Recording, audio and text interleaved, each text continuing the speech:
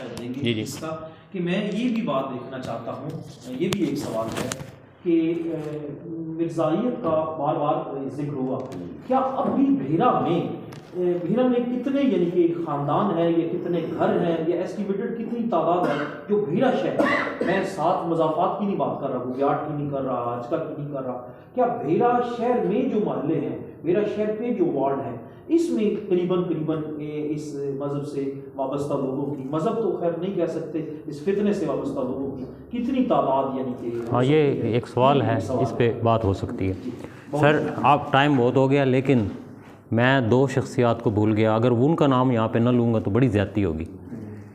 ایک نام ہے مولانا غلام رسول چاوی، یہ وہ شخصیت تھی جو چاوے سے تھیں اور بگوی خاندان کے ساتھ ان کی رشتہ داری ہو گئی۔ نصیر بگوی صاحب جو تھے مولانا افتخار اور برکات صاحب کے والد محترم، ان کی شادی ان کے گھر ہوئی تھی۔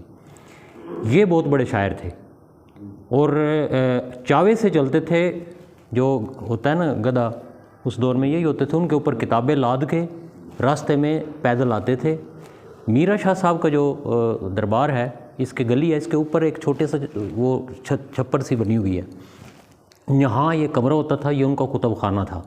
اور بہت زبردست ہوا ہے کہ حضرت جسٹس پیر محمد کرم شاہ صاحب رحمۃ اللہ علیہ کے سامنے جو مسجد ہے، جس کو مسجد شاہ نصیب دریائی کہتے ہیں، تو ان پہ انہوں نے مطلب دیانتداری کے ساتھ اس پہ کتبہ لگا دیا ہے کہ اس کے بانی مولانا غلام رسول چاوی تھے، بہت بڑے شاعر، اور ان کی بیاض جو ہے وہ دریافت ہوئی ہے۔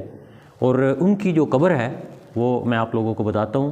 جس وقت آپ انوار صاحب کی بیٹھک کے نیچے وہ جو پلی ہے وہ جاتی ہے آگے کی طرف، تو آگے 2-3 حویلی ہیں، اس طرف جائیں تو وہاں پہ 2 قبریں ہیں۔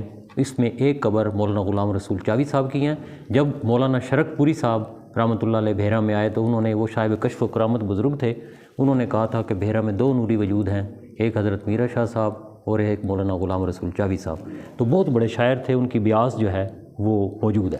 اس کے بعد رات ڈاکٹر انوار بگوی صاحب سے بات ہو رہی تھی، انہوں نے ایک انکشاف کیا، وہ میں بھول گیا، کہ جامع مسجد بگویہ میں جب جلسہ ہوتا تھا 3 دن کا، تو یہاں ایک شخصیت تھی جو